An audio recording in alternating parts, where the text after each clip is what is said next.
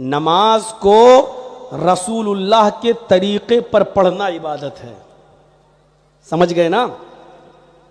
रोजा रखना इबादत नहीं है, रोजे को रसूलुल्लाह के तरीके पर रखना इबादत है।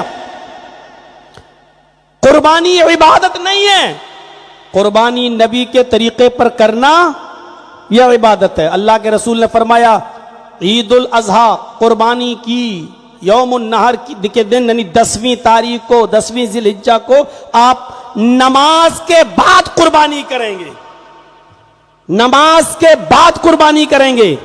अब कोई शख्स अगर नमाज से पहले कुर्बानी कर ले, भले ही वो सारा जानवर गरीबों में बांटे, भूखों को खिलाए, प्यासों को भले ही गरीबों में दे, लेकिन उसकी कुर्बानी नहीं मानी जाएगी। नमाज के बाद कर रहा है तब भी गरीबों को गोश्त खिलाएगा, और नमाज से पहले कर लिया तब भी गरीबों को खिलाएगा, और गरीबों को दे रहा है लेकिन उसको सवाब नहीं मिलेगा। क्यों? क्योंकि उसने कुर्बानी तो की लेकिन मुहम्मदुर रसूलुल्लाह के तरीके के मुताबिक कुर्बानी नहीं की। नमाज पढ़ना इबादत नहीं, नमाज को रसूलुल्लाह सल्लल्लाहु अलैहि वसल्लम के बताए हुए तरीके पर पढ़ना इबादत है। अब आप फजर की नमाज के बाद मस्जिद में बैठकर कोई नफिल पढ़ के दिखाइए, नहीं पढ़ सकते हो, गुनाह पड़ेगा। असर की नमाज के बाद कोई नमाज पढ़ के दिखाइए, नहीं पढ़ सकते नफिल, गुनाह पड़ेगा। देखिए नमाज पढ़ना तो सवाब है, फिर गुनाह क्यों पड़ रहा है? इसलिए गुनाह पड़ रहा है क्योंकि आप नमाज अब रसूलुल्लाह के बताए हुए तरीके के मुताबिक नहीं पढ़ रहे हैं। अल्लाह के नबी ने फजर के बाद और असर के बाद नमाज नफिल पढ़ने से मना किया है और कहा इस वक्त में जो नमाज पढ़ेगा वो शैतान को सजदा करेगा। यानी अब यह सजदा अल्लाह के लिए नहीं बल्कि शैतान को सजदा हो रहा है। अब आप अंदाजा लगाइए, नमाज तो पढ़ रहा है लेकिन नबी के तरीके पर नहीं पढ़ रहा है, इसलिए उसको गुनाह पड़ेगा। फजर की नमाज 11 बजे पढ़ के दिखा दीजिए, नहीं पढ़ सकते हो। क्यों? फजर ही की नमाज ऐसी है जो वक्त से पहले हो ही नहीं सकती। जोहर की नमाज वक्त से पहले नहीं हो सकती है।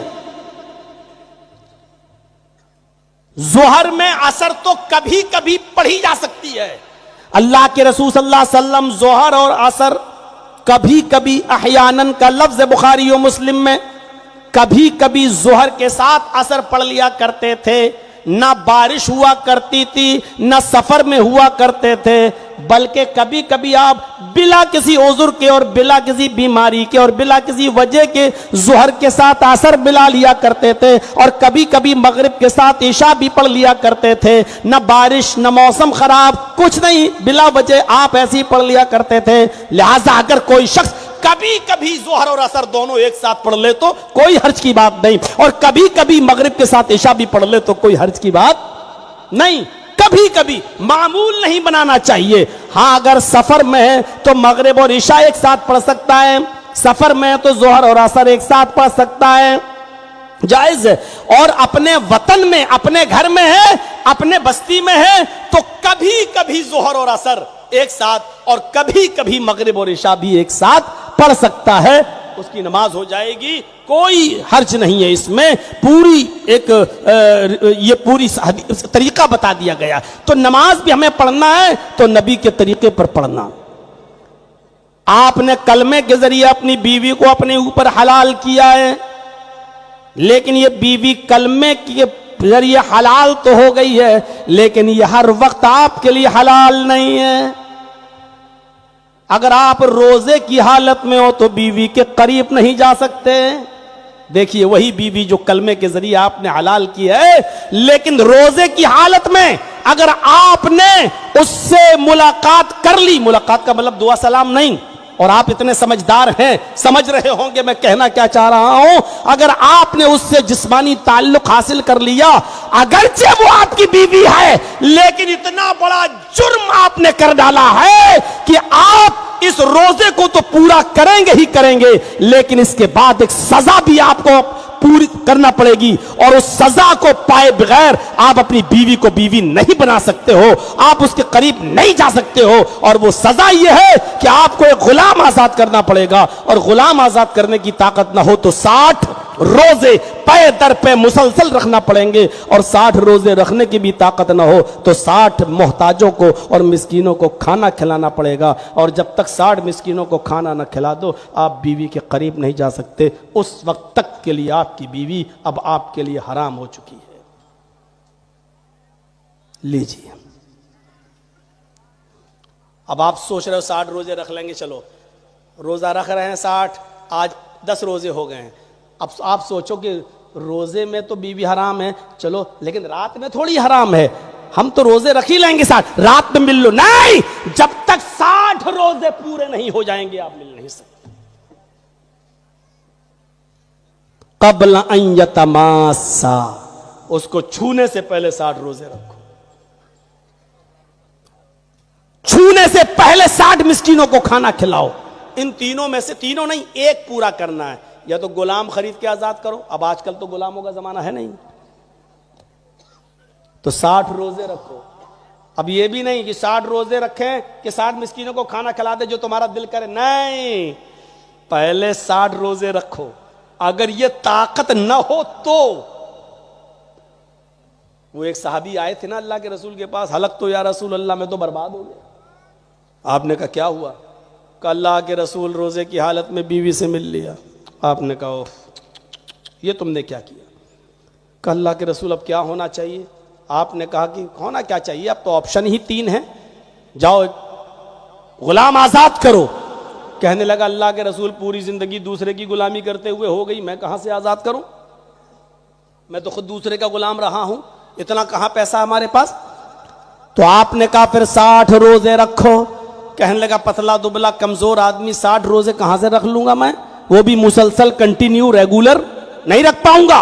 एक रोजे का तो ये हाल है, सब्र नहीं कर पाया, बीवी से मिल लिया, आप कह रहे 60 रोजे, मैं तो नहीं रख पाऊंगा। आपने कहा अच्छा 60 मिस्कीनों को खाना खिला दो। कहने लगा अल्लाह के रसूल कितने? का 60। कहा आपको मेरी हालत नहीं मालूम। कहा क्या हालत है? कहा सुबह खाता हूं तो शाम को भूखा सोता हूं, और शाम को अगर खा लेता हूं तो सुबह भूखा उठता हूं। हमारे घर में हमारे बीवी बच्चों को तो दोनों टाइम नसीब नहीं हो रहा है, और आप कह रहे हैं 60 मिस्कीनों को खाना खिलाओ। कहां से खिलाऊं, नहीं है मेरे पास। आपने कहा रे भाई 3 ही ऑप्शन है, चौथा कोई ऑप्शन ही नहीं है। तो कहा अल्लाह के रसूल जब नहीं है हम 60 मिस्कीनों को खाना खिलाने की ताकत तो क्या करूं? आपने कहा रुक जाओ, जोहर की अजान का वक्त हुआ, हजरत बिलाल ने अजान दी, तमाम साहबाए नमाज पढ़ी जोहर की। अल्लाह के नबी ने कहा अपने भाई के लिए चंदा करो, तुम्हारे पास जो कुछ भी हो दे दो, ये बेचारा रोजे की हालत में अपनी बीवी से मिल लिया है, इसको मिस्कीनों को खाना खिलाना है, इसकी मदद करो। अब चंदा होना शुरू हो गया उसके लिए। कोई 10 खजूर लाया, कोई 5 खजूर लाया, 10, 15, 20 किलो खजूरों का टोकरा भर गया थोड़ी देर में। आपने कहा लो चलो अच्छा हुआ। आपने वो टोकरा उठाया खजूरों का और उस गरीब आदमी को कहा लो। उसने कहा क्या करूं? कहा अपने गांव में जाओ, अपने कबीले में जाओ, अपने खानदान में जाओ, और ये जितनी भी खजूरें हैं अपने इलाके के गरीबों में खिला दो, अपने इलाके के गरीबों को दे दो, उन्हीं का पेट भर दो, उनको खिला दो, और जाओ तुम्हारा कफारा अदा हो जाएगा, तुम्हारी बीवी तुम्हारे लिए हलाल हो जाएगी। कहने लगा इस टोकरे को किसको दूं? आपने कहा सुना नहीं, अपने गांव में कबीले में गरीबों में बांट दो। कहने लगा अल्लाह के रसूल अल्लाह की कसम मेरे पूरे गांव में, मेरे पूरे खानदान में मुझसे ज्यादा गरीब कोई है ही नहीं। ना चाहते हुए भी हंसी निकल गई अल्लाह के रसूल सल्लल्लाहु अलैहि वसल्लम के चेहरे पर।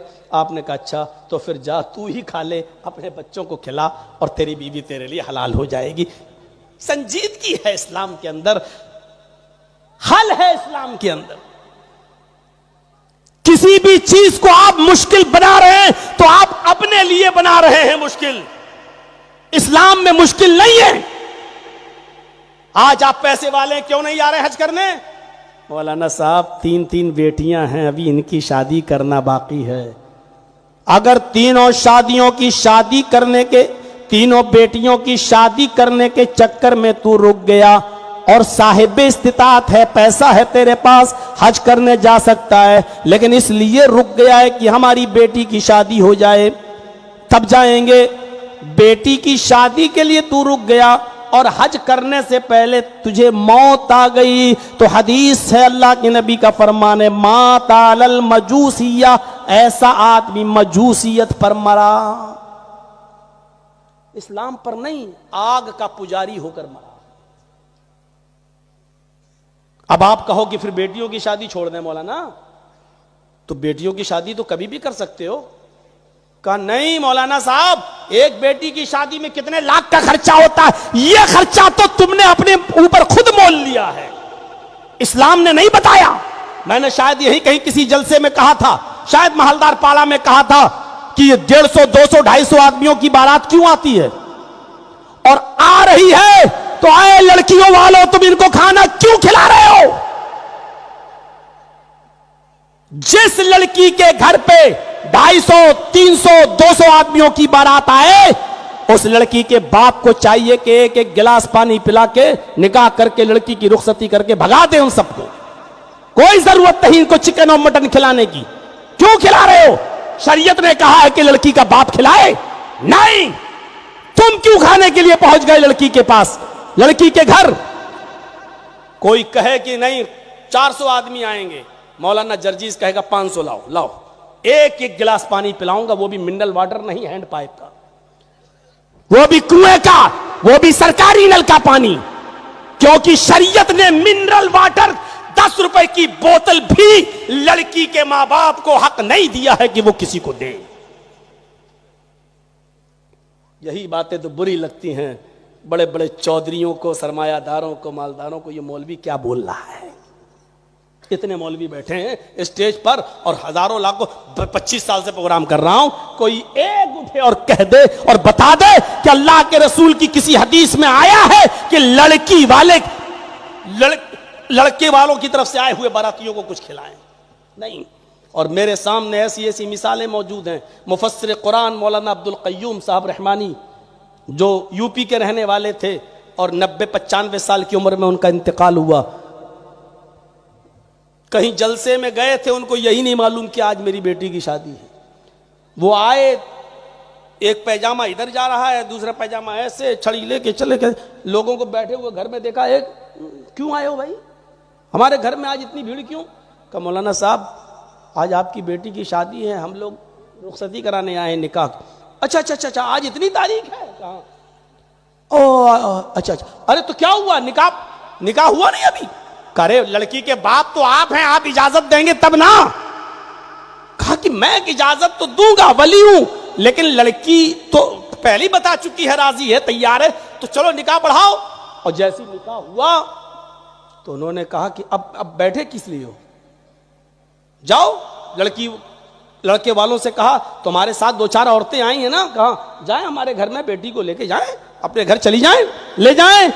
उन्होंने सिर्फ एक एक गिलास पानी सबको पिलाया था जितने लोग आए थे, मैं खुद जानता हूं, गवाह हूं। सब लोग अगर ऐसा करना शुरू कर देना, बारात अपने आप खत्म हो जाएगी। लड़की वाले अगर ऐसा करना शुरू कर दें, सब खत्म। इसमें हाजी और नवाजी ज्यादा माहौल बिगाड़े हुए हैं। दाढ़ी लंबी, सऊदी अरब का रुमाल डाला, कहाँ जा रहे हैं, बारात में जा रहे हैं, बारात में जा रहे हैं, पान मुंह में खा रहा है, मुंह में रखा हुआ है। अरे साहब कहाँ जा रहे हैं, बारात में जा रहे हैं, बारात में जा रहा है। ये हाजी सबसे बड़ा मुजरिम है, बारात में जा रहे हैं। अबे बारात का हुक्म क्या तेरे बाप ने दिया है, शरीयत में कहां से आया। जा रहा सऊदी अरब का रुमाल डाल के, लगता है यही सबसे बड़ा मौलवी है कि बारात में जा रहे हैं, ऐसे करके पान खा रहा है, तंबाकू खा रहा है, बारात में जा रहे हैं। और ये मेरे भाइयों, शरीयत ने आसानियां पैदा की हैं, उन आसानियों का फायदा उठाओ। कितनी आसानी, अल्लाह के रसूल मुझसे ज्यादा गरीब कोई है ही नहीं। आपने कहा जा, हंसी आ गई, कहा जा तू खा ले, अपने बच्चों को खिला दे और बीवी तेरी हलाल हो जाएगी, जा ले जाओ। ओफो, एक औरत अल्लाह के नबी के पास आती है और कहती है कि अल्लाह के रसूल, मैं अपने आप को आपको हिबा कर रही हूं, मैं अपने आप को आपको हिबा कर रही हूं, मैं आपके साथ शादी करना चाहती हूं। देखिए एक औरत कह रही है मैं आपके साथ शादी करना चाहती हूं। यह दलील है इस बात की कि कोई लड़की भी किसी लड़के से डायरेक्ट कह सकती है कि मैं तुम्हारे साथ निकाह करना चाहती हूं, आपका क्या इरादा। लेकिन एक बार रात रात भर मोबाइलों पे नहीं, वो आई और बैठ गई, कहा अल्लाह के रसूल मैं आपसे निकाह करना चाहती हूं। अल्लाह के नबी खामोश। उसने फिर कहा अल्लाह के नबी आपने सुना नहीं मैं आपसे शादी करना चाहती हूं। आप फिर खामोश। बुखारी किताबुन निकाह आपने, वो फिर कहने लगी अल्लाह के नबी आप जवाब तो दीजिए हाँ या नहीं, मैं आपसे निकाह करने के लिए आई हूं, मैं चाहती हूं, मैं अपने आप को आपके हवाले कर रही हूं। आपकी खामोशी देखी तो एक साहबी बोले क्या हो गया आपको, हाँ ना का जवाब दीजिए उसको। अल्लाह के रसूल अगर आपको नहीं करना है तो फिर मेरे साथ करा दीजिए, मुझे जरूरत है। तो अल्लाह के रसूल ने ऐसे साहबी को देखा, उस औरत से कहा देखो मैं तो नहीं कर पाऊंगा अब नहीं, तुम अगर इसके साथ करना चाहो तो कर लो, इसको जरूरत है। तो कहा ठीक है, अगर आप नहीं, पहले तो मैं आपके लिए हूं, अगर आप नहीं करना चाहते तो इनके साथ कर दीजिए। कहा ठीक है। अब उस साहबी को बुलाए, इधर आओ, जो चीज में जो शर्त है देखिए वो क्या। आपने कहा मेहर क्या दोगे, मेहर क्या दोगे, आप क्या मोहर बोलते हैं, वो मोहर कितना है। अबे मोहर तो वो होती है जो लगाई जाती है, वो मोहर नहीं होता है। पूछा मेहर क्या दोगे अपनी बीवी को, होने वाली को। तो कहता अल्लाह के नबी वो तो कुछ नहीं है मेरे पास। सोचो मेहर देने के लिए कुछ नहीं हो, कह रहा शादी करा दो। आसानी देखिए इस्लाम के अंदर। हाय अल्लाह के नबी नहीं है मेरे पास, माइंदी शयून कुछ नहीं है देने के लिए। आपने कहा अच्छा एक काम करो, मामूली सी चीज मांग ली, मामूली सी। आपने कहा घर जाओ और कोई चीज मिल जाए तो लेकर आ जाओ, जो भी हो। वो गया और घर से लौट कर आया तो कहता मां वजद तो शैअन या रसूल अल्लाह, कोई चीज नहीं मिली घर में। आपने कहा अच्छा दोबारा जाओ। उसने कहा जब कुछ है ही नहीं तो क्या करूं। आपने कहा बहुत मामूली सी चीज, इल्तमिस खातमम मिनल हदीद, लोहे की अंगूठी मिल जाए तो वही ले आओ। लोहे की, सोने की नहीं, चांदी की नहीं, लोहे की। जलसे के बाहर मेला लगा होगा, वहां बिक रही होंगी 2-2 रुपए की, 3-3 रुपए की लोहे की अंगूठी, जाओ यही ले आओ। वो अपने घर दोबारा गए, घर में पूछा, लौट के आए, कहते मां वजद तो खातमम मिनल हदीद, अय अल्लाह के रसूल लोहे की अंगूठी भी नहीं मिली मुझे। अच्छा सब कैसे तुम्हारा निकाह होगा भाई, उसको मेहर तो कुछ देना पड़ेगा, शुरुआत ही में मेहर। अभी ऐसी बहुत सी मां बहनें बैठी होंगी जिनकी शादियों के 25-25, 30-30 साल गुजर गई होंगी और अभी तक उनको मेहर नहीं मिला। यहां बगैर मेहर के शादी नहीं हो रही है। और पता नहीं कौन से आपके इलाके के मुल्ला मौलवी हैं जो निकाह पढ़ा भी देते हैं। मैंने आज तक कोई निकाह ऐसा नहीं पढ़ाया जब तक कि उसी दिन मेहर न लेकर और गवाहों के जरिए उस मेहर को लड़की के हाथ तक नहीं पहुंचा दिया। मैंने आज तक ऐसा कोई निकाह नहीं पढ़ाया। या ये कि ऐसे लोग मिले हैं हमको, लड़के कहने लगे मौलाना साहब मेहर मैं दूंगा, लेकिन आप के हाथ में ना देकर रुखसती होगी, मेरी बीवी मेरे घर आएगी, हम अपने हाथ से दे देंगे, आज ही दे देंगे। ठीक है, ये भी तरीका सही है। उसने कहा, हमने कहा ठीक है।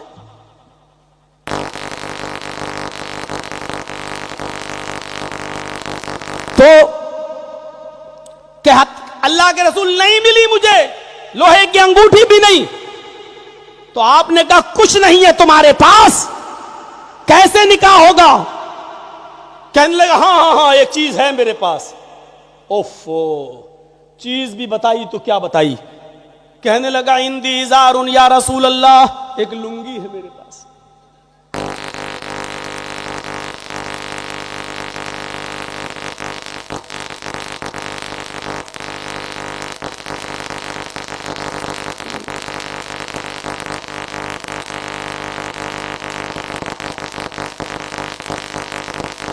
हो गया काम।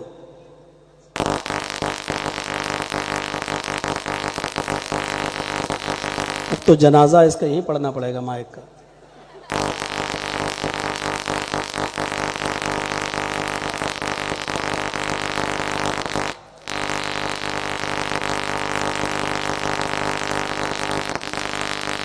ओफ, आप लोग थोड़ा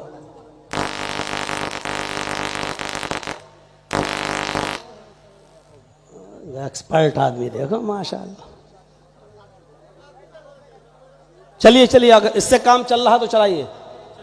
हाँ, आपकी से अगर गड़बड़ होगा तो आपको पैसा रुक रुक के मिलेगा अगले साल तक। तो सुनिए मेरे भाइयों, उसने क्या कहा, एक चीज है मेरे पास अल्लाह के रसूल, क्या काइंदी इजार, एक लुंगी है मेरे पास। और आपने कहा अच्छा नहीं, कहा नहीं नहीं पुरानी। क्या करते हो, कहा घर पे जाता हूं सोता हूं तो पहन लेता हूं। लुंगी भी बताई तो कौन सी जो रोज पहन के सोता है, पुरानी। आपने कहा चलो पुरानी भी चल जाएगी, दे दो उसको मेहर में। कहने लगा उसको दे दूंगा तो फिर मैं क्या पहनूंगा। तो आपने कहा फिर बता क्यों रहे हो, कहा बता रहा हूं आधी दे दूंगा फाड़ के, आधी से अगर काम चल जाए तो आधी दे दूंगा, निस्फुल्ली व निस्फुल्ला, आधी मेरे लिए आधी इसके लिए। अल्लाह के नबी ने कहा आधी तो बेकार हो जाएगी, जब फाड़ दोगे तो आधी तो उसके किसी काम की नहीं रहेगी, और आधी में तू भी क्या करेगा। तो उसने कहा मैं कुछ करूं ना करूं, कम से कम कहीं थक जाऊंगा, बिछा के बैठ तो जाऊंगा उस पर, मैं पूरी नहीं दे सकता हूं। अल्लाह के रसूल ने कहा अगर देना हो तो पूरी दो, नहीं देना तो छोड़ दो। कहने पूरी तो नहीं दे सकता हूं, निकाह हो या ना हो। बैठ गया, उठ के जाने लगा। आपने कहा इधर आओ, कहाँ जा रहे हो। अल्लाह के रसूल कुछ नहीं है, लोहे की अंगूठी तक नहीं है, एक लुंगी है तो आधी आप लेने रहे हैं मेहर मानने के लिए, तो हम क्या करेंगे, जा रहे हैं खेती बाड़ी करेंगे, जा रहे हैं अपने बाग में।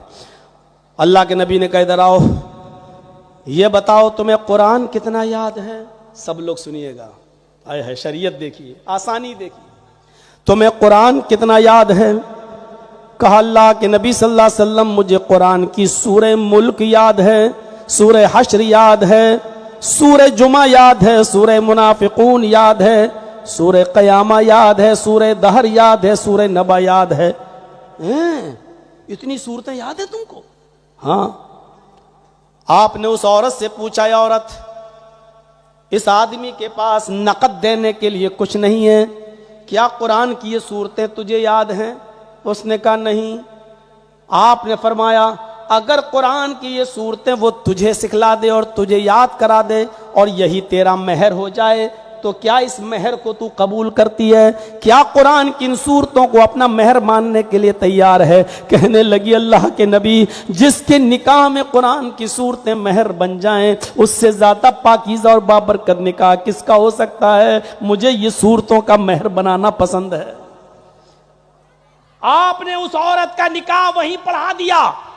सुनो, जिस औरत के मां बाप ना हो, जिस औरत का भाई ना हो, चचा ना हो, कोई ना हो इस दुनिया में, तो निकाह पढ़ाने वाला काजी ही उसका वली बनेगा। बगैर वली के औरत निकाह नहीं कर सकती है। याद रखिए, बाप जिंदा है तो बाप ही वली बनेगा। बाप अगर पागल है दिमागी तौर पर तो फिर चचा वली बनेगा, और चचा नहीं है तो बेटा यानी लड़की का भाई वली बनेगा। बहरहाल खून का कोई रिश्ता हो वही वली बनेगा। इसके बिना अगर कोई लड़की शादी करती है तो वो हराम मानी जाएगी। अगर अपने माँ बाप से भागकर कोर्ट मैरिज करके रह रही है तो अल्लाह की कसम हराम है रिश्ता।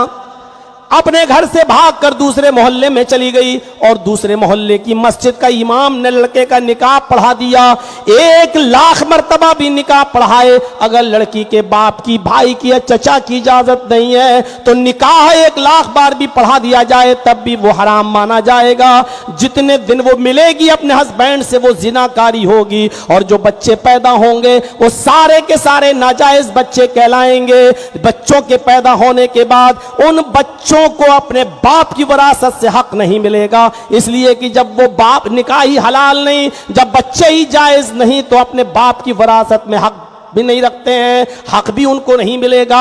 बहुत लंबी दास्तान है। अगर एक मसले को छेड़ दिया तो 2 घंटे उसी में लग जाएंगे हल कराते हुए। मेरे भाइयों, इसलिए हम मसलों से बचते हुए असली बात पे आ रहे हैं। इसलिए समाज की लड़कियां सुन लें, अगर ये कदम उठाती हो और दूसरे मोहल्ले में कोई आदमी बुजुर्ग, हाजी साहब मैं मेरी बेटी बन जाओ, तेरे मुंह से कह रहे हैं ऐसे बेटी हो जाएगी तेरी। दूसरे मोहल्ले में गए, वहां के एक हाजी साहब खड़े हुए, कहने लगे चलो तुम्हारे बाप ने नहीं बैठ रहे तो क्या मैं तुम्हारा बाप हूं, हाँ इजाजत है, निकाह पढ़ा दो, तेरे कहने से हो जाएगा, ये हराम ही रहेगा। और मौलवी जर्जीस जैसा कोई बैठ जाए, अल्हम्दुलिल्लाह नहमदु व नस्तईनु व नस्तगफिरु 1,00,000 मरतबा भी दुआ पढ़ दे, या अय्युहल्लज़ीना आमनु तक़ुल्लाह हक़्क़ तुक़ातिह, और या अय्युहन्नासु तक़ू रब्बकुमुल्लज़ी ख़लक़कुम मिन नफ़्सिन वाहिदा, या अय्युहल्लज़ीना आमनु तक़ुल्लाह व क़ूलू क़ौलन सदीदा। 1,00,000 मरतबा भी अगर आयतें पढ़ देंगे तब भी हराम रहेगा, रिश्ता हलाल नहीं हो सकता है। मामूली चीज समझ रखिए। अल्लाह के नबी ने निकाह पढ़ा दिया और खुद उसके वली बन गए, इसलिए कि उसका बाप नहीं था। हाँ, एक और लड़की है जो गैर मुस्लिम है, इस्लाम ले आई है और उसके माँ बाप ने उसको घर से निकाल दिया है। उसके बाप तो हैं, माँ तो है, भाई तो है, चचा तो है, लेकिन वो अपने घर में नहीं जा सकती है और इस्लाम को छोड़ भी नहीं सकती है। अब वो किसी मुस्लिम लड़के से शादी करना चाह रही है। ऐसी सूरत में निकाह पढ़ाने वाला काजी उसका वली बनेगा और कहेगा कि हाँ मैं इजाजत दे रहा हूं, मैं निकाह पढ़ा रहा हूं और मैं इसका वली हूं, इसलिए कि अब इसके माँ बाप तो इसका वली बन नहीं सकते और ये इस्लाम छोड़ नहीं सकती, इसलिए निकाह पढ़ाने वाला काजी वली बनेगा और वही उसका निकाह पढ़ाकर उसकी रुखसती भी कर देगा। ये जायज है, ये शरन ठीक है। तो मेरे प्यारे साथियों, लेकिन जिसका बाप है मुस्लिम लड़की और बाप है, भाई है, चचा है और वो भाग गई है और दूसरे इलाके में जाकर वहां किसी को अपना बाप बनाकर शादी करना चाहती है, तो लाख वो गवाही दे उसका निकाह जायज नहीं होगा, लाख मौलाना कलमा पढ़ ले उसका निकाह जायज नहीं होगा। ये इस्लाम के अंदर संजीदगी है कि उसका निकाह हो गया और वो चली गई, कुरान की सूरतों को महर बना दिया गया है। ये संजीदगी देखिए, न बारात आई, न हल्दी मली गई, न उबटना मला गया, न सालियां आई अपने जीजा के हाथ में अंगूठी पहनाने के लिए, न देखने का कोई रस्म रवाज चला, न इधर से चोर आए न उधर से डाकू। चोर डाकू समझ रहे हो ना, बार बार नहीं बताऊंगा। तो मेरे भाइयों कुछ पता नहीं चला और रिश्ता हो गया, रिश्ता हो गया, शादी हो गई। अंदाजा लगाइए ये संजीदगी है और इतनी सादगी के साथ निकाह हो जाने के बाद भी मेरे भाइयों आज 1400 साल के बाद इस शादी का तस्करा हो रहा है। आज इस शादी का तस्करा हो रहा है। अभी आपने उस तस्करा सुना, अडानी और अंबानी हैं, वो उसका जो लड़के का निकाह हुआ, शादी हुई, हजारों करोड़ रुपया, हजारों लाखों नहीं, हजारों करोड़ रुपया शादी पे खर्च हुआ। दुनिया की सबसे महंगी शादी, अडानी के लड़के की सबसे महंगी शादी, लेकिन 10 दिन चर्चे चले, 20 दिन चर्चे चले, 1 महीना चर्चा चला, उसके बाद इस शादी को लोग भूल गए, चर्चे खत्म। लेकिन इस सादगी की शादी के तस्करे आज 1400 साल, 1500 साल के बाद इस शादी के तस्करे हो रहे हैं। मेरे भाइयों, संजीदगी के साथ निकाह करिए और उस निकाह को जायज बनाइए, खुराफातों से बचिए। जिस तरह ये 1 गिलास पानी है ना, 1 गिलास, अभी कोई बच्चा पेशाब कर रहा हो और अचानक एक पेशाब का कतरा इस गिलास पानी में आ जाए, इसमें 1 बूंद पेशाब किया जाए, तो क्या ये आप पानी पी लोगे? फेंक दोगे? अरे गिलास छोड़ो, पूरी बाल्टी है डोल, 1 पेशाब की बूंद उसमें चली जाए और आपकी नजर पड़ जाए तो आप उस पानी को फेंक देंगे। क्यों? 1 पेशाब के कतरे ने पूरी बाल्टी पानी को नापाक कर दिया है। अब आप उसको पीना गवारा नहीं करेंगे। शादी सुन्नते रसूल है, यह पाकीज़ा रिश्ता है। एक भी शैतानी हरकत इस पूरे पाक साफ और शफाफ माहौल को गंदा कर देती है। एक भी डीजे बज गया, एक भी शादी में गाना बज गया, तो अब शक है कि वो रिश्ता हलाल माना जाएगा या हराम माना जाएगा। किस बुनियाद पे कहोगे कि लड़का और लड़की जायज हलाल है, जब तुमने काम ही उसमें हराम किया है तो इस रिश्ते को हलाल का नाम कैसे दे सकते हो? मुस्लिम शरीफ की रिवायत तो यह है, अय्यम तसलिया बिही, गाना गाने वाला, गाना सुनने वाला, इन दोनों से बेहतर है वो आदमी जो अपनी लैट्रीन करके खुद खा जाए। अपनी लैट्रीन, अपनी गंदगी करता है और चाट जाए, खा जाए, ये बेहतर है। अल्लाह के रसूल कहते हैं मेरी नजर में, लेकिन वो बेहतर नहीं है जो गंदे गाने गाए और सुने।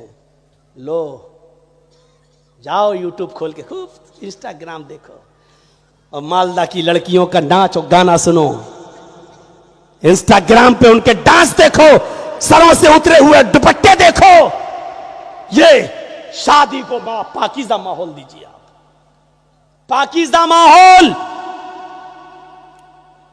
अब वो हाजी हज करने इसलिए नहीं जा रहा है, पैसा तो है, क्योंकि मेरे बेटी है, मेरा बेटा, अभी उसकी शादी कर देंगे तब जाएंगे। ये तुमने मुसीबत मोल ली है जहेज की, वरना इस्लाम के अंदर तो जहेज है ही नहीं। इस लड़की को निकाह करके ले गए, इस्लाम में है ही नहीं। मैं जिस इलाके से अभी आ रहा हूं, बिहार से, चलता ही जब तक पल्सर यामा 5-6 लाख रुपए का चेक लड़के को न दो, शादी नहीं होती है। इन्ना ज़मन निकाही बरकतन आई सरुहा मऊनतन, अल्लाह के नबी कहते हैं सबसे ज्यादा पाकीज़ा निकाह और सबसे ज्यादा बाबरकत निकाह वो है जिस शादी के अंदर खर्चा सबसे कम हो, जिसके अंदर खर्चा सब नील हो, खर्चे का नाम ना हो, नहीं खर्चा नाम की कोई चीज ना हो। यही कलकत्ता की सरजमीन है मेरे भाइयों। आज से 25 साल पुराना वो मंजर उठाओ, लड़की के बाप का नाम सलीम, लड़की का नाम जमीला, उसकी बहन का नाम फातिमा। गुर्बत की वजह से शादी नहीं होती थी, जो आता था गुर्बत देखकर रिश्ता कैंसिल कर दिया जाता था। एक जगह रिश्ता लग गया, सलीम साहब खुश है, मेरी बेटी का रिश्ता हो गया। शादी में 1 महीना रह गया, लड़के वाले ने जहेज की एक लिस्ट दे दी। सलीम साहब की आंखों में आंसू आ गए कि मैं इतनी जहेज की औकात नहीं है मेरी देने की। रिश्ता टूट गया और उस लड़के का रिश्ता एक ऐसी लड़की के साथ हो गया जो सरकारी नौकरी करती थी। जब सरकारी नौकरी वाली लड़की उसको मिली तो इसने सलीम साहब की बेटी से रिश्ता कैंसिल कर दिया। सलीम साहब की आंखों में आंसू आ गए, रोते रहे, लेकिन एक और रिश्ता 2-3 महीने के बाद मिल गया। उसने ये शर्त लगा दी कि मुझे 1 रुपया भी नहीं चाहिए, जो कपड़े पहने होगी उसी कपड़े में तुम विदा कर देना, मुझे 1 रुपया भी नहीं चाहिए, बगैर जहेज के शादी हम करेंगे और शादी सुन्नते रसूल के मुताबिक होगी। सलीम साहब ने कहा ठीक है, फिर 1 महीने का टाइम दो। उधर से लड़के ने कहा जब शादी सुन्नती के मुताबिक करना है, मुझे आपसे कुछ लेना नहीं है और मुझे भी कुछ देना नहीं है, तो 1 महीना क्यों, मैं कल आ रहा हूं और कल ही विदा कर दीजिए, रुखसत कर दीजिए और मैं आपकी बेटी को लेकर चला हूं। वो लड़का पहुंच जाता है, निकाह हो जाता है। वली की जरूरत लड़के को नहीं पड़ती है, लड़की को पड़ती है। लड़के का माँ बाप का इजाजत देना जरूरी नहीं है, क्योंकि लड़का खुद कफील है, खिलाने पिलाने का जिम्मेदार लड़का है। लड़के को अपने माँ बाप से इजाजत की जरूरत नहीं है शरीयत के अंदर। हाँ, लड़की बगैर माँ बाप की इजाजत के निकाह नहीं कर सकती है। मन नकाहत मिन गैर इज़्न वलिय्हा फनिकाहुहा बातिल, फनिकाहुहा बातिल, फनिकाहुहा बातिल। जिस लड़की ने अपने बाप की इजाजत के बगैर, अपने सरपरस्त वली की इजाजत के बगैर निकाह किया, वो निकाह बातिल है, वो निकाह बातिल है, वो निकाह बातिल है। लड़का लड़की में गलत ताल्लुक कायम हो गया शादी से पहले और लड़की किसी तरीके से हामिला हो गई। समाज के चौधरी मिलकर पंचायत बिठाते हैं, इतना लंबा चौड़ा जुर्माना लगाते हैं मेरे भाइयों की, जुर्माना के डर से कि इतना तो दे नहीं पाएंगे तो चलो लड़का लड़की की शादी करा दें। सुन लीजिए, जो लड़की शादी से पहले हामिला हो चुकी है, जिसका हमल ठहरा है, हमल ठहरने के बाद उस लड़की का निकाह इस लड़के से भी नहीं हो सकता है जब तक कि वो बच्चा पैदा ना हो जाए, जब तक कि वज़े हमल ना हो जाए। भले ही उसी के साथ क्यों ना निकाह करो जिसका हमल है, जब तक वो बच्चा पैदा ना हो जाए उस लड़की का निकाह जायज नहीं है और इस लड़के का निकाह भी जायज नहीं है। हां, करते हैं बहुत से लोग, चल रहा है कटिहार और बिहार तो भरा पड़ा ऐसे केसों से। लड़की हां मिला हो गई, अब लड़की के माँ बाप ने कहा तुमने मेरी बेटी की इज्जत पामाल कर दी, अब तुम निकाह करो। और किराए की टट्टू मौलवी कितना है, अपनी जमात में कितने मौलवी हैं जो निकाह पढ़ा देते हैं कि चलो तेरा हमल तू ही इसको रख। मेरे भाइयों, शादी से पहले जो हमल ठहरा है वो हराम है। अब तुम्हारे निकाह से हलाल नहीं हो जाएगा, क्योंकि लड़की ही जब हलाल नहीं तो बच्चा कैसे हलाल है। शादी अब हुई है तो बच्चा तो शादी से पहले का ठहरा हुआ है, निकाह तो तेरा अब हुआ है, तो उस बच्चे को हलाल कैसे कहा जाएगा। वो बच्चा जब पैदा होगा तो भले ही तू उसका बाप क्यों ना बन जा, भले ही उसके और मां से निकाह क्यों ना कर ले, लेकिन वो बच्चा अपने बाप की विरासत में हक नहीं पाएगा। क्यों? इसलिए कि वो इसका बच्चा निकाह हलाली बच्चा नहीं है। बहुत से कानून हैं, हम इस तरफ अभी नहीं जाना चाहते हैं। मेरे प्यारे साथियों, एक इशारे के तौर पर मैंने ये बात आपके सामने कर दी। समाज के लोगों बचो, आप उस लड़की का शादी उस लड़के से हमल की हालत में नहीं करा सकते हो जिसका हमल ठहर गया। भले ही उसी का हो, निकाह भी उसी के साथ हो रहा हो, लेकिन चूंकि हमल ठहर गया और हालत हमल में निकाह नहीं है जब तक कि हमल वज़ा ना हो जाए और हमल को जब पैदा ना हो जाए, जब तक बच्चा।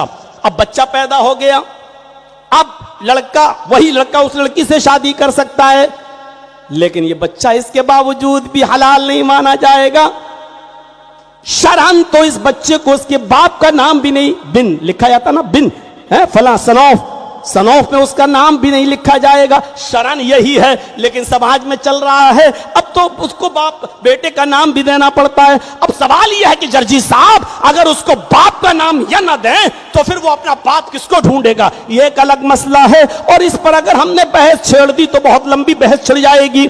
मेरे भाइयों, आगे बढ़िए। मैं कहना ये चाह रहा था कि मन नकाहत बिन गैरि इज़्न वलिया, जिस औरत ने निकाह किया अपने सरपरस्त की इजाजत के बगैर, वो निकाह बातिल है। सलीम साहब के पास वो लड़का आ गया, निकाह हो गया, वो अपने माँ बाप भी लाया था, लेकिन माँ बाप फर्जी थे। उसने भोपाल से अपने एक बूढ़े को पैसा दिया, एक औरत को पैसा दिया, मियाँ बीवी दोनों बूढ़े, और पैसा देकर माँ बाप बनाकर ले आया।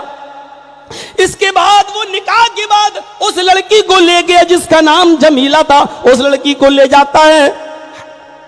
भोपाल उतरने वाले ये बूढ़े लोग उतर जाते हैं और लड़की को अपने साथ हैदराबाद ले जाता है।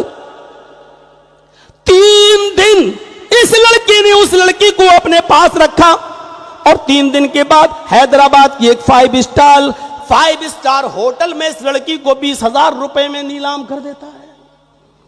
20,000 रुपए में बेच दिया इस लड़की को और भाग गया। वो रोती रही, वो चीखती रही।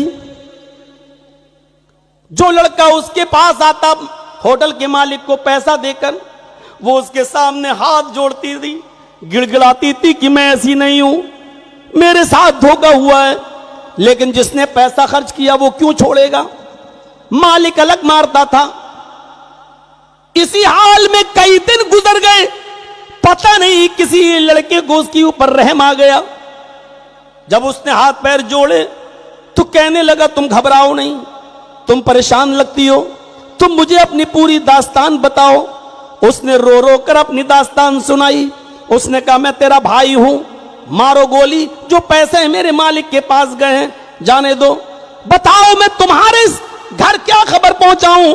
उस लड़की ने कहा तुम उधर मुंह करके लेट जाओ, मैं एक लेटर लिखती हूं और इस लेटर को मेरे घर पहुंचा देना। उसने एक लेटर लिखा, पढ़ी लिखी थी, और लेटर लिखने के बाद उसने उस लेटर को चिपका दिया और उस लड़के को रात में ही दे दिया कि तुम चले जाओ और सुनो, ये लेटर मेरे घर मेरे बाप के हाथ में देना, और तुम्हें कसम देती हूं, अल्लाह का वास्ता देती हूं, इस लेटर को तुम पढ़ना नहीं। उसने कहा ये तुम्हारी अमानत है, मैं क्यों पढ़ूंगा। उसने उस लेटर को पकड़ा, रात ही में वो निकल गया और जो ट्रेन कलकत्ता से हैदराबाद से कलकत्ता आने वाली थी, उसी ट्रेन में बैठ जाता है। 2 दिन के बाद वो कलकत्ता उतरता है। एड्रेस उसको लड़की दे चुकी थी, वो एड्रेस के मुताबिक आता है और घर तलाश करके सलीम के घर पहुंच जाता है। दरवाजे को दस्तक देता है, सलीम साहब दरवाजा खोलते हैं। दरवाजे पर अजनबी आदमी को देखते हैं। कहा कि मुझे तुम्हारी बेटी जमीला ने भेजा है और ये लेटर तुम्हें दिया है। बाप के चेहरे पर मुस्कुराहट आ गई, मेरी बेटी का पहला लेटर आया है। उसने लड़के को अंदर बुलाया और ये खबर जब घर के लोगों को पता चली तो आसपास की सहेलियां भी आ गईं, कहने लगी लेटर पढ़ के सुनाओ, जमीला क्या बता रही है, उसकी खैरियत कैसी है, खुश तो है, जरा बताओ तो सही, जाने के बाद भूल गई हमें। बाप ने लेटर खोला, मां उस जमीला की उसी के पास बैठी हुई है और छोटी बहन फातिमा भी बैठी हुई है, मोहल्ले की सहेलियां भी बैठी हुई हैं। यहां लेटर पढ़ा जा रहा है, प्यारे अब्बू जान अस्सलामु अलैकुम, उम्मीद क्या आप खैरियत से होंगे, मेरी खैरियत अल्लाह के हवाले। अब्बू जान आपने मेरा रिश्ता कर दिया है एक लड़के से जो हैदराबाद का रहने वाला है। आप समझ रहे होंगे कि वो फरिश्ता है, लेकिन मैं कैसे समझाऊं कि वो फरिश्ता नहीं, परले दर्जे का शैतान है। अब्बू जान उसने 3 दिन मुझे अपने पास रखा और उसके बाद उसने मुझे 20,000 रुपए में नीलाम कर दिया, 20,000 रुपए में बेच दिया। मेरी इज्जत छलनी छलनी हो चुकी है, मेरी इस्मत दरी हो चुकी है, मुझे भूखे भेड़ियों ने नोच नोच के खा लिया है। आए मेरे अब्बू जान, क्या मैं आपके ऊपर इतनी बड़ी बोझ बन गई थी कि आप लड़के की हकीकत भी तलाश न कर सकें? आप एक दिन हैदराबाद में आकर लड़के की घर और मकान और उसके माँ बाप को भी न जान सकें? क्या मैं इतनी भारी हो चुकी थी कि आपने जैसी दीन का नाम लिया और उसके साथ आपने मेरा निकाह करा दिया? अरे अब्बू जान, अब मैं अपना कौन सा चेहरा लेकर आपके पास आऊं? मैं अपनी सहेलियों को कौन सा मुंह दिखाऊं? मैं अपनी छोटी बहन के सामने कौन सा चेहरा लेकर आऊं? अरे अब्बू, मैं आपको बताना भी नहीं चाहती थी, लेकिन लेटर इसलिए लिख रही हूं क्योंकि मैं अपनी एक छोटी बहन फातिमा को छोड़ के आई हूं। कल उसकी भी शादी होगी। अरे अब्बू, कहीं ऐसा ना हो कि जो दिन मुझे देखना पड़ रहा है कल उसको भी देखना पड़े, इसलिए मेरी एक नसीहत है। अरे अब्बू जान, मैं हुक्म देने वाली आपको कौन होती हूं? अरे अब्बू जान, एक नसीहत मेरी मान लेना, छोटी बहन फातिमा के लिए आज से ही मेहनत करना शुरू कर दो और इतना माल कमा लो, इतना माल कमा लो। आगे वाले जुमले जो बताने में मुझे भी बड़ी शर्म आती है, लेकिन शर्म अब किस बात की है। उसने लिखा, इतना कमा लो, इतना कमा लो कि जब मेरी बहन फातिमा का रिश्ता कोई लेकर आए तो वो कुत्ता जितनी हड्डियां मांगे उस कुत्ते के सामने उतनी हड्डियां डाल देना, ताकि मेरी बहन को वो दिन न देखना पड़े जो मुझे देखना पड़ रहा है।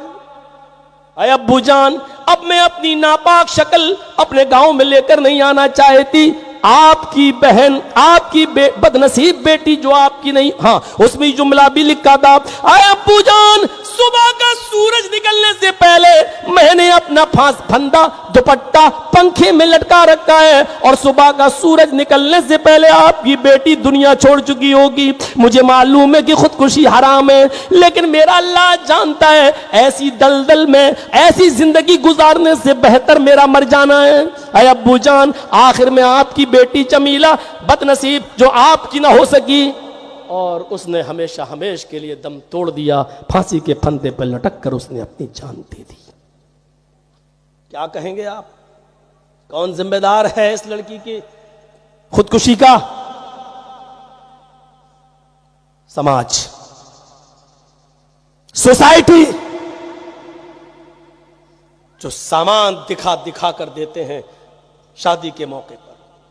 गरीब की लड़की जब उस शादी के सामान को देखती है तो उसकी आह निकलती है, मेरे माँ बाप इतना सामान कहां से लाए। जितनी भी लड़कियां खुदकुशी करके जहेज न होने की वजह से खुदकुशी कर रही हैं, इन लड़कियों के गुनाह के साथ साथ ये गुनाह उन अमीरों की खोपड़ी पे भी डाला जाएगा जो अपनी बेटियों की शादी में लंबा चौड़ा जहेज दिखा दिखा के देते। कहां हैं आप? हालात इस हद तक पहुंच चुके हैं मेरे भाई। मैं मिल चुका हूं सलीम साहब से, मैं अच्छी तरीके से जानता हूं एक बाप का दर्द। पूछो उस आदमी से क्या गुजरती है उसकी। एक तो वाकई, उस वाकई को भी अपने सामने रखिए। बहुत बड़ा हिंदुस्तान का शायर जिसका नाम था मीर तकी मीर। कैसा शायर, तोती बोलती थी उसकी, कोई बेटा नहीं, सिर्फ एक बेटी उसकी। अपनी बेटी की शादी के लिए रिश्ता ढूंढने लगा, एक रिश्ता पसंद भी आ गया। मीर तकी मीर ने अपनी बेटी से पूछा, मीर तकी मीर की बेटी भी राजी थी, रिश्ता तय हो गया। पूरे 1 साल तक रिश्ता लगा रहा और जब 1 महीना रह गया शादी में तो लड़के ने एक लिस्ट भेज दी मीर तकी मीर के पास कि मुझे ये चाहिए, अगर आप दे सकें तो ठीक, वरना अपनी बेटी के लिए कहीं और रिश्ता देख लो। मीर तकी मीर ने उस लेटर को पढ़ा और पढ़ने के बाद सोचा तो इस नतीजे पे पहुंचे, लड़का अच्छा है, मेरी एक ही बेटी है, चलो दुकान बेच देते हैं, चलो घर भी बेच देते हैं, लड़के की फरमाइश पूरी कर देते हैं। अब हमारी जिंदगी के दिन भी कितने रह गए हैं, बेटी कम से कम खुश रहेगी।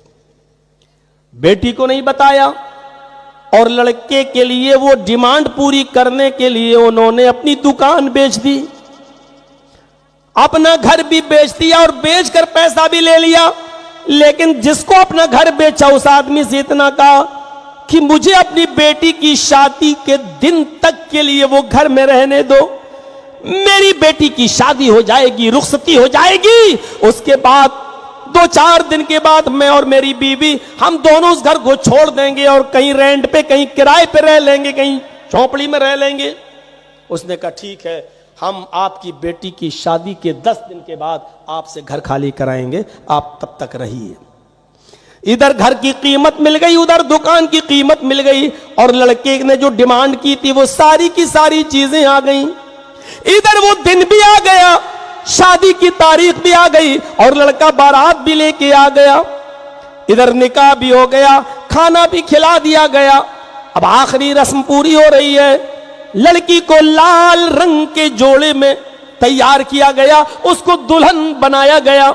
मेरे भाइयों, जब वो लड़की दुल्हन बन के तैयार होती है और जब लड़के की बहनें और लड़के की खाला जब उस लड़की को दुल्हन बनाकर गाड़ी में बिठाने के लिए ले जा रही है, तब लड़की अपने बाप, उसका भाई तो था ही नहीं ना, और बहनें अपने बाप के गले से चिपक कर रोती है, कभी अपनी मां से गले से चिपक कर रोती है। और जैसे ही वो अपने बाप के गले से चिपक कर रोई, बाप ने कहा बेटी इसमें रोने की क्या बात है, तुम तो अच्छे घर में जा रही हो, आराम से रहोगी, मेरी बेटी तुम्हें नया घर मुबारक हो, मेरी बेटी तुम्हें ससुराल मुबारक हो, अब तुम जाओ और तुम्हारी ये माँ है, अरे लड़के की माँ, तुम्हारी माँ अब ये तुम्हें लेकर गाड़ी में बैठेगी या लड़के की बहन तुम्हें लेकर गाड़ी में बैठेगी, जाओ और ससुराल का ख्याल रखना, अपने सास ससुर का ख्याल रखना, शौहर का ख्याल रखना। ये कहकर उसने अपनी बेटी को विदा कर दिया। रोते हुए उसने अपने बाप के सीने से अपना सर हटाया और लड़के की बहन के साथ ये गाड़ी में बैठने जाने लगी। इतने में उसकी एक सहेली आई, वो अपनी सहेली के गले से चिपक कर रोने लगी। होता है सहेली, मेरी सहेली, अब हम अपने ससुराल जा रहे हैं, तुम यहाँ रहोगी। वो सहेली अपने गले से लगाती है और कान में कहती है, आए मीर तकी मीर की बेटी, आए मेरी दोस्त, आए मेरी सहेली, शादी तुझे आबाद हो, शादी तुझे मुबारक हो, तेरा घर तो आबाद हो गया लेकिन तेरा बाप बर्बाद हो गया। उसके मुंह से बस इतना निकला, मेरी सहेली तेरा घर तो आबाद हो गया लेकिन तेरा बाप बर्बाद हो गया। वो अलग ले गई रोते हुए। मेरी सहेली, तुम्हें दोस्ती का वास्ता, मुझे बताओ क्या हुआ। उस सहेली ने रोते हुए बताया, तुम्हें नहीं पता? कहा नहीं, तुम्हारे बाप की दुकान बिक गई। जिस घर में तुम पली हो, बड़ी हो, पल बढ़कर जवान हुई हो, तुम्हारे जाने के बाद 10 दिन के बाद यह घर भी तुम्हारे बाप को छोड़ना पड़ेगा। यह सब कैसे हुआ? कहा यह लिस्ट तुम्हारे शौहर ने शादी से पहले दी थी और तुम्हारे बाप ने रिश्ता अच्छा समझकर इस शर्त को कबूल कर लिया, दुकान बेच दी, मकान बेच दिया, सिर्फ तेरी खुशी के लिए। इधर जल्दी से वो सहेलियां आ गईं और लड़के की बहनें और खाला वगैरह, और कहा बेटी चलो, देर हो जाएगी, जल्दी चलना। उसको उठाकर कार में बिठा लिया। 2 घंटे का सफर, लड़की ससुराल पहुंच जाती है। अब उस इलाके की लड़कियां दुल्हन को देखने आती हैं। 2 घंटे वहां निशाने सितम बनी रही। रात का तकरीबन 12-1 बज गया। तब लड़की का कमरा खाली कराया गया और फिर उसके शौहर को अपनी बीवी के रूम में भेजा गया। जैसे ही वो बेड पर बैठता है लड़का और अपनी बीवी के सर से ओढ़नी को उतारकर उसके बाल को पकड़ना चाहता है, लड़की अपने शौहर के हाथ को हटाकर कहती है, मुझे टेंशन है, मेरे सिर में दर्द है, आज तुम हमसे बिल्कुल बात नहीं करो, चलो तुम यहां सो जाओ, मुझे भी थोड़ा घबराहट हो रही है। कहने लगा, क्या कह रही हो तुम? आज की रात हर लड़के और लड़की को इंतजार होता है, यारबानों वाली रात होती है और तुम ऐसा कह रही हो। उसने सीधे कहा, सुनो, तुमने मुझसे प्यार ही कब किया? तुम्हें तो मेरे बाप की दौलत से प्यार था, मेरे बाप की दुकान बिकवा दी, मेरे बाप का मकान बिकवा दिया। अगर ये बात मुझे 1 दिन पहले भी मालूम हो जाती तो तेरे इस रिश्ते को मैं अपनी चप्पल की नोक पे ठुकरा देती। तुम जिस मालो दौलत से मोहब्बत करते हो वो नीचे रखा हुआ है तुम्हारी अम्मा के पास, जाओ उसी के साथ सो जाओ, हमारे इस रूम को आज के लिए खाली कर दो। उसने जिद की कि देखो, ये बहस करने के लिए पूरी जिंदगी पड़ी है, आज की रात तो हुज्जतों में ना गुजारो। उसने हाथ पकड़ के खींचना चाहा, लड़की बेड से गिर गई और जैसी बेड से गिरी कि लड़की की रूह कब से उनसुरी से परवास कर गई। मीर तकी मीर की बेटी को हार्ट अटैक पड़ा और मर गई। जंगल में आग की तरह खबर फैल जाती है, अभी अभी आई और उसका इंतकाल हो गया।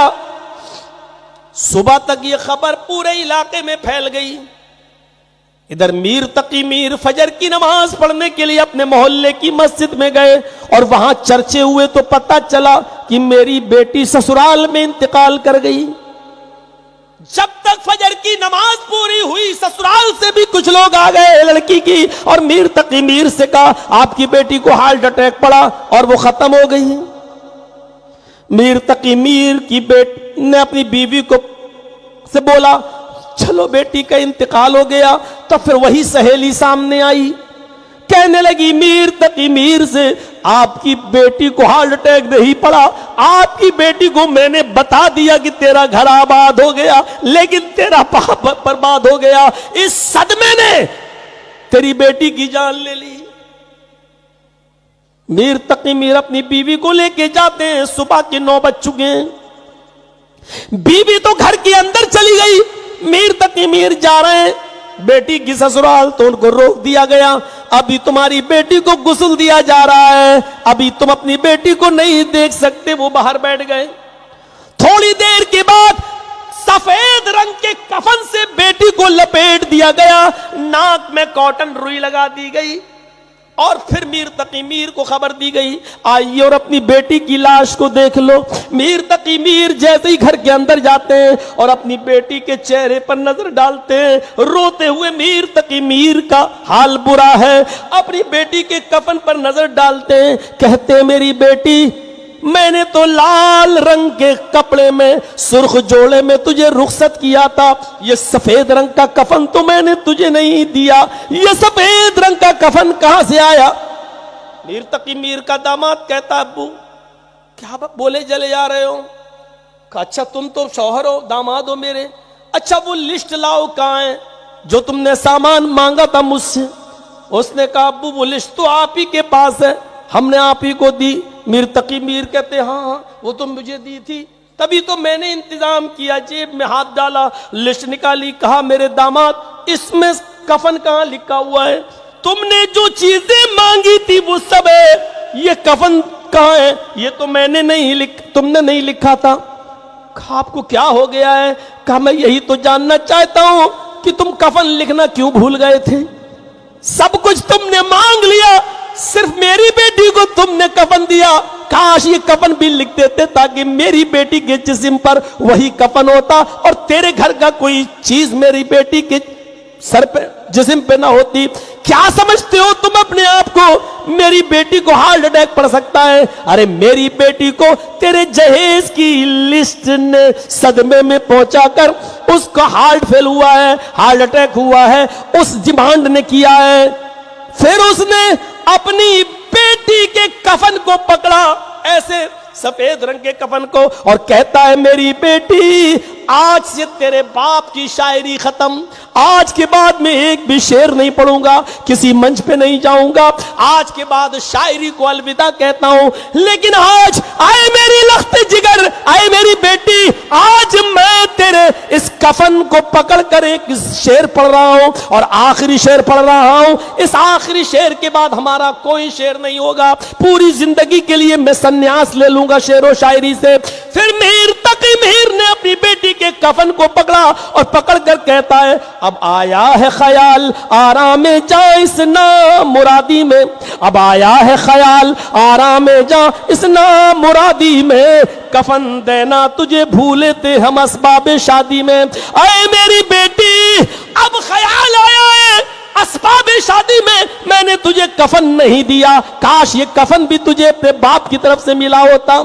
फिर उसने कहा आए मेरे दामाद ये कफन तो तुमने दिया हटाओ, मैं अपनी चादर लेकर आया हूं। उसने जल्दी से अपनी बेटी को अपनी चादर उड़ाई और उसका कफन उसके मुंह पे मार दिया। फिर कहा आए मीर तकी मीर यानी मेरे दामाद, मेरी बेटी तेरे कब्रिस्तान में दफन नहीं होगी, मैं अपनी बेटी की लाश को उठाता हूं और मैं अपनी बेटी को अपने कब्रिस्तान में, अपने बाप दादा के कब्रिस्तान में दफन करूंगा, इसलिए कि मेरी बेटी को तेरे जहेज की डिमांड के सदमे ने मारा है, मेरी बेटी तेरे कब्रिस्तान में दफन नहीं होगी। फिर वो अपनी बेटी को जब उठाने लगा तो मोहल्ले वाले कहने लगे जाने दो, जो हुआ हुआ छोड़ो, अब जो किस्मत में था मौत तो सबको आनी जानी है। मीर तकी मीर ने उन मोहल्ले वालों को लेक्चर देते हुए कहा आज आ गए हो हमें समझाने के लिए, जब इसने करोड़ों रुपए की रिश्वत मांगी थी, जहेज मांगी थी, लिस्ट दी थी, उस वक्त तुम कहां मर गए? उस वक्त लड़के को क्यों नहीं समझाया था कि मीर तकी मीर की बेटी खूबसूरत है, पढ़ी लिखी है, बस उतना काफी है। जब जहेज मांगा जा रहा था तो तुम्हारी आत्मा कहां मर गई थी, तुम्हारे जमीर कहां मर गए थे जो लड़के को नहीं समझा सके? और आज मेरी बेटी मर गई और इसको लेकर जब हम अपने कब्रिस्तान में जाने लगे तो हमें समझाने के लिए आ गए। हटाओ यहां से, न तुम्हारी मानता हूं ना तुम्हारे बाप दादा की। और नहीं माना, मीर तकी मीर अपनी बेटी की लाश को ले गया और अपने आबाई कब्रिस्तान में दफन कर दिया। कितनी जाने जाती हैं जहेज न होने की वजह से। हर चीज आप तय कर लेते हैं, हर चीज आप समाज में पंचायत बिठा के तय कर लेते हैं, यह तय क्यों नहीं होता कि जो जहेज देगा उसका बाइकाट, जो जहेज लेगा उसका बाइकाट? इस इलाके के और इस बस्ती के मौलवी ये तय क्यों नहीं करते कि जहां जहेज लिया और दिया जाएगा वहां हम निकाह पढ़ाने के लिए नहीं जाएंगे? ये सब पंचायतों में तय क्यों नहीं होता है? अभी कोई लड़का लड़की लेके भाग जाए, अभी पंचायत बैठ जाएगी और इसको इतनी सजा, इसको इतनी सजा, सारी सजा लड़के को दी जाती है। 5 लाख जुर्माना दो, तुम लेके भागे। अरे लड़की की मर्जी ना होती तो लड़का लेके भागता? लड़की की मर्जी भी भागने में शामिल है, लेकिन सजा सिर्फ लड़के को दी जाती है। 2 लाख, 3 लाख, 5 लाख का जुर्माना, ये कौन सा फैसला है? और ऐसा फैसला जिस पंचायत में होता है, कयामत के दिन अल्लाह की पंचायत में आए पंचायतियों तुम्हें घसीटा जाएगा। सिर्फ लड़के पर जुर्माना लगाकर लड़की को आजाद कर देते हो। अल्लाह के आजाब से डरो, कयामत के दिन तुम उसके फैसले से नहीं बच सकते हो। इंसाफ करो तो साफ इंसाफ करो। जब कुरान हमें यह बता रहा है कि लड़के और लड़की में जब गलत काम होता है तो उसमें लड़की की जिम्मेदारी ज्यादा होती है। जब लड़का लड़की एक दूसरे को लेकर भागते हैं तो उसमें लड़की का किरदार ज्यादा होता है। तो आप सिर्फ लड़के को सजा देने वाले कौन होते हो? जब कुरान ने यह कहा है अज़्ज़ानियतु वज़्ज़ानी फजलिदू कुल्ला वाहिदतिन मिनहुमा मियता जल्दा, जिनाकार लड़की और जिनाकार लड़के दोनों को 100 कोड़े मारो। पहले लड़की का लफ्ज, बाद में लड़के का लफ्ज। पहले लड़की के लिए कहा जिना करने वाली लड़की, बाद में कहा जिना करने वाला लड़का। दोनों को 100 कोड़े मारो। अगर शादीशुदा नहीं है तो, कुंवारे हैं तो 100 कोड़े मारो। कुरान ने यह बताकर हमें यह मैसेज दिया है कि जब भी गलत काम होगा तो लड़के से ज्यादा लड़की उसकी जिम्मेदार होगी। अगर लड़की न चाहे तो लड़का किसी लड़की के साथ जबरदस्ती कर ही नहीं सकता। अगर लड़की भागने पर तैयार ना हो तो लड़का किसी लड़की को जबरदस्ती भगा नहीं सकता। इसलिए फैसला करो तो ईमानदारी के साथ फैसला करो, फैसला करो तो सच्चाई के साथ फैसला करो, फैसला करो तो कुरान और हदीस को सामने रखकर फैसला करो। और फैसला तो ऐसी चीज है कि अल्लाह ने कह दिया वला यजरिमन्नकुम शनानु कौमिन अला अल्ला तादिलू इदिलू हुवा अक़रबु लित्तक़वा। अपने दुश्मन के साथ भी बैठा हो तो उसके साथ भी इंसाफ वाली बात कहो, और किसी कौम की दुश्मनी तुम्हें बेइंसाफी करने पर मजबूर न कर दे। इसलिए दुश्मनी मत देखो, ये मत देखो ये मेरा दुश्मन है और फैसला उसके खिलाफ कर दो। दुश्मन के साथ भी इंसाफ होना चाहिए। 12:08 हो चुके हैं, 1.5 घंटा काफी है मेरे भाइयों। कल इंशाअल्लाह कुछ ज्यादा वक्त ले लिया जाएगा आपका। हम अल्लाह से दुआ करते हैं कि अल्लाह आलमीन हमें दीन की आसानियों से फायदा उठाने की तौफीक अता फरमा।